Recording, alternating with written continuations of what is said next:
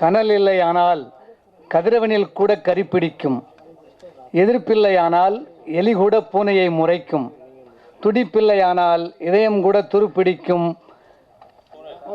வெளிச்சம் இல்லையானால் விளக்கும் கூட வீண் சுமையாகும். அன்பு நண்பர்கள் அனைவருக்கும் வணக்கம்.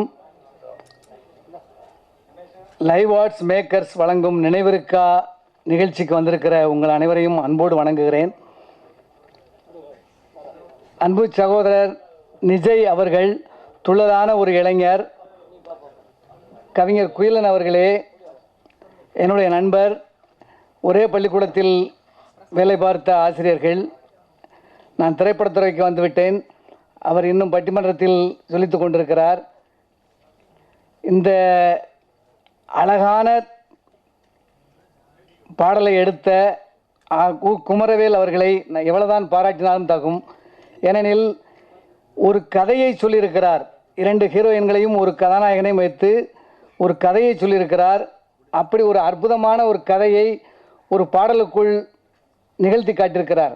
அதை அழகாக ஒளிப்பதிவு செய்த சிவபாஸ்கரன் அவர்களையும், அதற்கு அற்புதமான இசை அமைத்த மணி அமுதன் அவர்களையும், அதற்கு நம்ம நிஜையுடன் நசீர் என்கிற நிஜையுடன் அற்புதமாக நடித்த சாரா கான் அவர்களையும் இந்த நேரத்தில் நான் பாராட்ட கடமைப்பட்டிருக்கிறேன். இந்த நிகழ்வினுடைய ஒருங்கிணைப்பாளராக, நிகழ்ச்சி தொகுப்பாளராக தமிழில் அற்புதமாக உரையாற்றி கொண்டிருக்கிற சகோதரி அவர்களையும் அன்போடு பாராட்டுகிறேன். இயக்குனர் குமரவேல் அவர்கள் இந்த கதையை எடுத்ததனுடைய அற்புதத்தை எவ்வளவு வியந்து சொன்னாலும் நமக்கு தகும்.